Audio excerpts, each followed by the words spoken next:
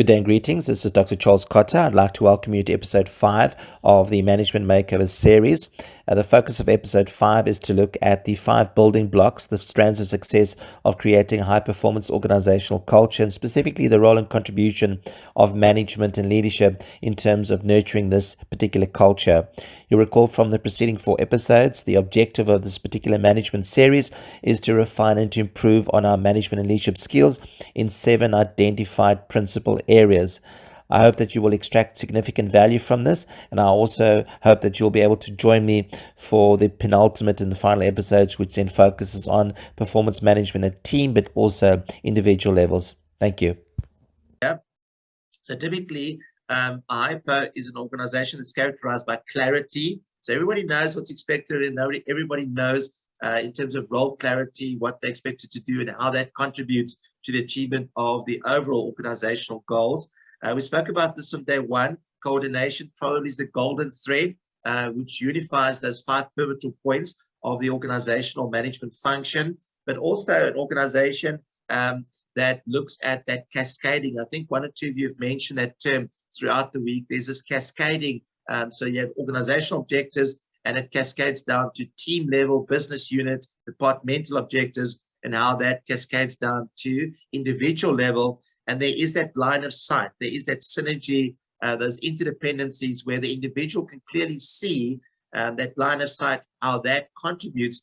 Their individual contribution enables the achievement of business unit or departmental or divisional goals, and how that in turn spirals up to the organizational level. So there must be that clarity, there must be that coordination, there must be that cascading, and there must be that line of sight where everybody can see how their contribution enables the achievement of higher order objectives. I think it's very important. And then also just to give you, just to recite the definition, I absolutely love this definition. So this HiPo is an organization that achieves financial, but also non-financial results. That's very important. Not just the financial perspective. Again, if you're using the Balanced Business Scorecard as your corporate strategic planning tool, but your corporate performance management system, you know that there are 4 dimensions. It's not just a financial perspective. There's the learning, innovation, and growth. There is the internal business processes, but there's also customer perspective. So you cannot just fixate to the financial. You have to look at the non-financial results that are exceedingly better. So I would quantify that as double digit, exceedingly better than those of its peer group. So your market rivals, your competitors, over a time period of at least 5 years or more. So you cannot be a one-hit wonder. You cannot be an overnight sensation. We talk about business continuity. You have to be able to sustain that for at least 5 financial years. That's probably 2 strategic cycles. I think you cannot be a flash in a pan and then call yourself hypo. You've got to be able to demonstrate that consistency over time, at least 5 financial years, by focusing in a disciplined way on that which really matters to the organization. So each organization strategically should have your strategic pillars. You should have your strategic intent. You should have your core business. You should have your core values. And you need, as fast as possible, according to this definition of hypo, you need to stick to that as much as possible. If you turn back the clock, this is a more modern definition. The origin of the hypo dates back to the early 1970s. There was 2 consultants. The one consultant is probably widely regarded as the #1 consultant today, Tom Peters. And he partnered with one of his colleagues, Waterman.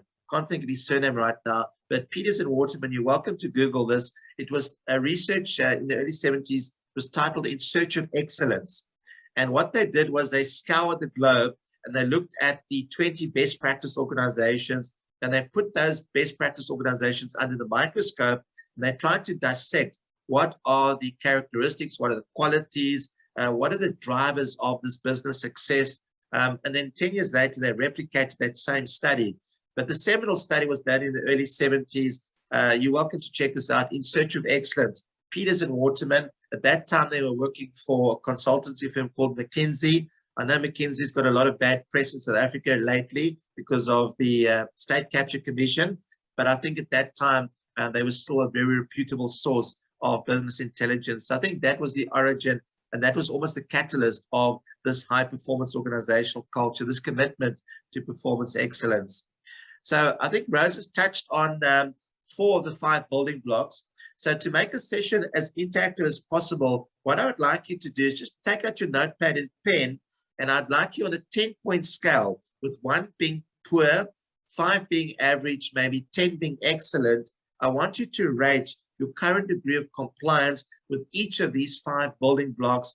That'll give you a score out of 50. And of course, you can just multiply that by 2. And again, in the spirit of sharing and transparency, if you are prepared to share your score, let's look at the score. I think by now you could estimate that to qualify as a high performance organization, you have to score 80% and above. So let's look at your scores. And then in particular, let's look at the gaps. So in these 5 areas, Rose, where is there room for improvement? Let's try to tag maybe 2 or 3 maximum of these areas. And then, of course, my question to you is, what would the specific role and contribution be as a leading manager so that you can enable your organization to transform or ultimately improve in each of those 5 areas? Everybody comfortable with that arrangement?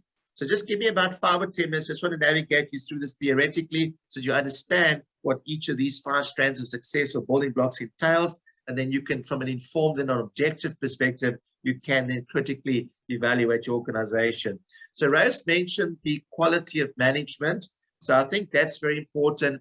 So when you talk about management, we need to look at the entire management chain of command. So when you look at it vertically, you're not just looking at your executive and your senior managers. I also want you to include your middle management, but I also want you to include your junior management, your supervisors, your team leaders, everybody who has supervisory or managerial responsibilities. And when we talk about the quality of management, we need in particular to look at the competency level. We need to look at their conceptual thinking skills. Remember those skill sets that we looked at on day 1, their technical skills. We need to look at the human skills, but also, are they role models?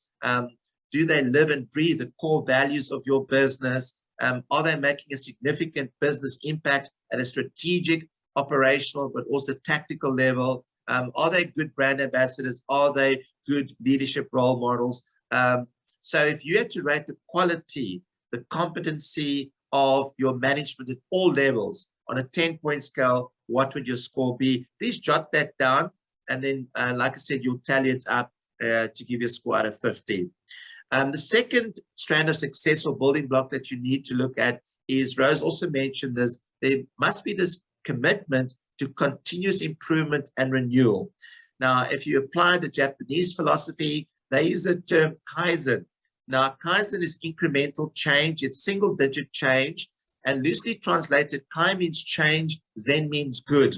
So what we're suggesting here is that we must be committed to continuous improvement processes, CIPD. There must be, maybe, if needs be, like Deloitte did with a performance management system, we might have to re-engineer, we might have to redesign, we might have to rejuvenate, we might have to re-engineer the entire business model if needs be. Think about the impact of COVID-19. There were a lot of businesses that were in denial about the gravity and the impact, and they refused to adapt. They didn't stay on the cutting edge of improvement. And of course, this ultimately led to a lot of organizations' downfall. They actually went out of business. So how committed is your organization to continuous improvement and renewal, albeit single digit? It doesn't have to be radical. It could be incremental, but as long as there's that commitment to constantly renew and improve, reinvent sometimes,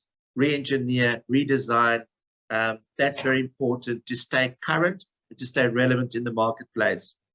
The one that Rose didn't mention, if I'm not mistaken, is a long-term orientation. So there's many organizations that fixate on the short term. So you've got to open up the time horizon. You've got to start looking at the medium, but also the long term. So when I talk about long-term orientation, I'm talking about the window of 3 to 5 years. You need to, when you look at the employment and the talent landscape, when you look at the ecosystem, you need to probably have this future-focused view, the vision. We spoke about the importance of, as a leader, This is the genesis. So your vision should be at least a 3 to 5 year long-term orientation. And of course, this will enable you to anticipate change, to be proactive. You'll then typically use, from a strategic perspective, you'll use your SWOT analysis, you'll use your PESTLE analysis. And there's even a study done by our friends at PwC, the management consultants, where they've projected the future to 2030. And they've used a tool called scenario planning. And with scenario planning, they've looked, and the ladies will love it, there's 4 color coordinated scenarios. There's a red scenario, there's a blue scenario. I'll send you the report and you can look at that. So environmental scanning, scenario planning, but also there's another very good report, The Future of the Workplace, The Future of Jobs, conducted by the World Economic Forum, where they've projected for the year 2025, which is one strategic cycle away. It's 3 years away. So I think that long-term orientation is very important as an organization. Let's not fixate on the short term, looking at daily, weekly, monthly, quarterly targets. You have to look at the medium and especially to the long term. As important as the quality of management, we did say this, Rose, the quality of employees is equally important. So when I talk about employees, I'm talking about employees who don't have management responsibilities. So again, the criteria would be the same in terms of the quality. So the competency, the commitment, the engagement, positive attitudes, high levels of motivation. Typically, this is the kind of quality that we're talking about with employees. And don't just think of employees as entry-level employees.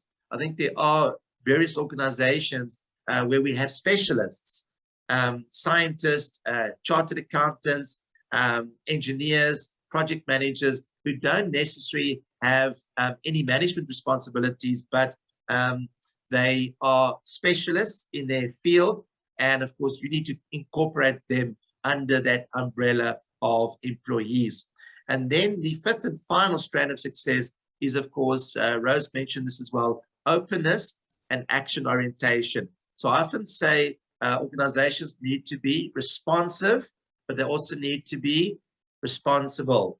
So what we are saying here, and I think this ties up nicely with what we did on the first day, remember the systems thinking model, where we said that there's environmental forces. So this openness that I'm referring to here is the receptivity to these environmental forces, especially in the market environment. So when you start looking at your customers, your competitors, your suppliers, your contractors, government regulators, other industry authorities, etc., watchdogs, but also looking at the macro environment. So the political, the economic, the sociocultural, the technological. Think about how technology has disrupted your business model. Ecological, so the green environment, but also the legal forces. So as an organization, are we open? Are we receptive to the environmental influences? And secondly, are we responsive? So Rose, that action orientation. So when you talk about the action orientation, we don't just dismiss those forces. We don't just say, oh, well, they don't have any impact. They do have an impact, and you need to be agile. You need to factor them into your business and your management equation.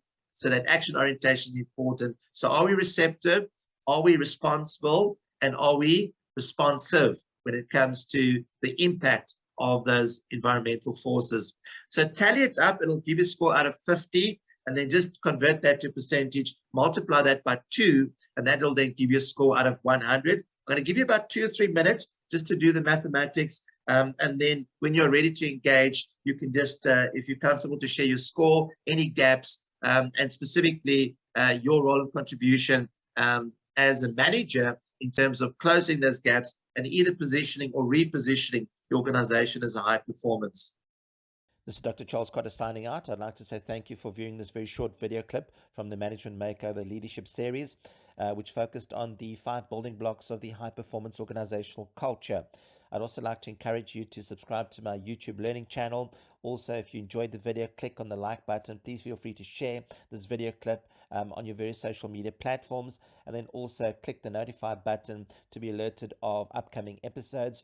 You'll see in the next 2 days I'll be uploading episode 6, which then deals with the performance equation at team level performance. And then also I'd like to thank you for your time investment.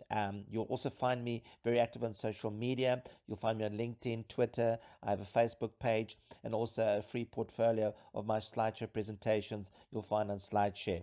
Thank you. I look forward to engaging with episode 6 and 7 of the Management Makeover series. Thank you.